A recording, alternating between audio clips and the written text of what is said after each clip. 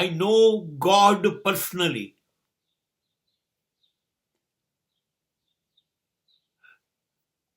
I am in direct touch with Paramatma. We are knowing each other beautifully. I am very loyal to my God. I am very faithful to my God.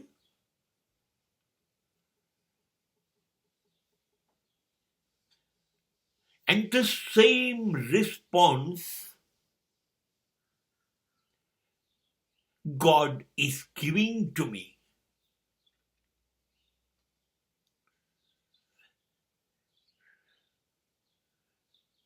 મને ઈશ્વર સાથે hotline સંપર્ક છે, સીધો છે. વચ્ચે કોઈ mediator, કોઈ દલાલ, મધ્યસ્થી નથી.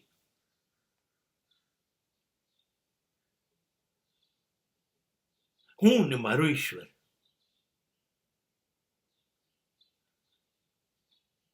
ઈશ્વર પણ એવું જ કહે છે,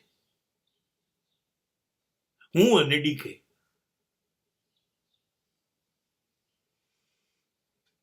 સીધી સાદી વાત છે.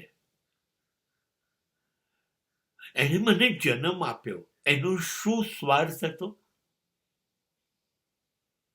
કોઈ નહીં. શરીર આપ્યું, શ્વાસ આપ્યું, અનાજ આપ્યું, પાણી આપ્યું, શક્તિ આપી, બુદ્ધિ આપી, લાગણી આપી. એનો સ્વાર્થ શું હતો? કઈ નહીં. બસ. I got the same point in our relationship. મેં તરત વિચારી લીધું, એ મારો પરમ પિતા છે ને એને એના સંતાન માટે કોઈ સ્વાર્થ નથી.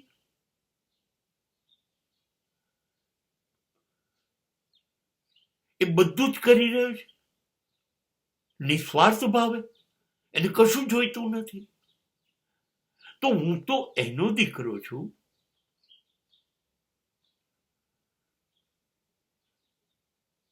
મેં કહી દીધું, જા, મારે પણ કશું નથી જોઈતું તારી પાસે. કશું નથી જોઈતું મારે તારી પાસે. તારી ઓળખાણ છે એટલું પૂરતું છે. સાચું, હું કોઈ પણ મુફલી વસ્તુ માંગતો નથી ને. મેં માંગવાનું બંધ જ કરી દીધું.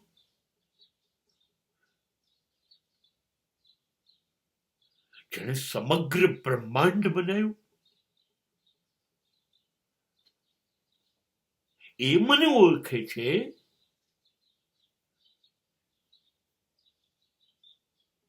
એ મારા સીધા સંપર્કમાં છે.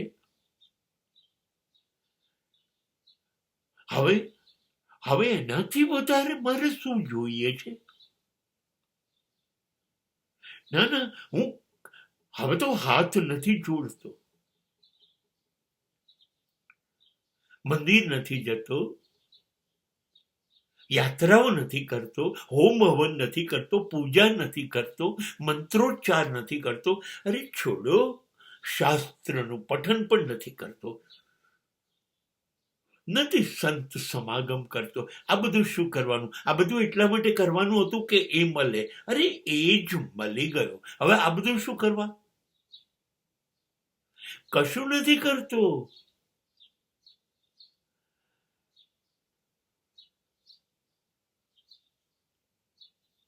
હા, એને યાદ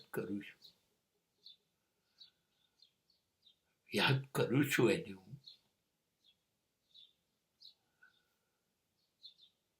પ્રયત્નમાં છું, સતત યાદ કરવા સિવાય કશું ના કરું. મને કશું નથી જોઈતું એના સિવાય. હા, તકલીફ પડે છે, પીડા થાય છે, યાદ કરવાનું ચૂકી જવું તો એનું કોઈ દબાણ નથી હા ને મારી ઉપર. એ મને સવાર બપોર સાંજ યાદ કેમ નથી કરતો? કોઈ દબાણ નથી.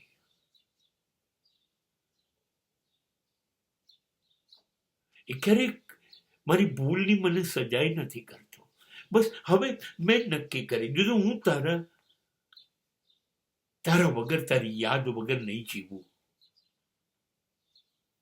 હું માત્ર પરમાત્માને ઓળખું છું, સતત ઓળખતો રહેવું છે. મને એ સિવાય કોઈને ઓળખવા નથી.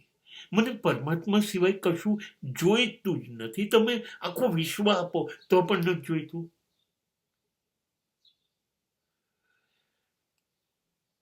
સીધી જ ઓળખાણ છે મારી, પણ મારે કશું જોઈતું નથી. એટલે શું કહો છો? જ્યારે કશું ના જોઈતું હોય એ સ્થિતિમાં બધું મળી ગયું કહેવાય કે નહીં?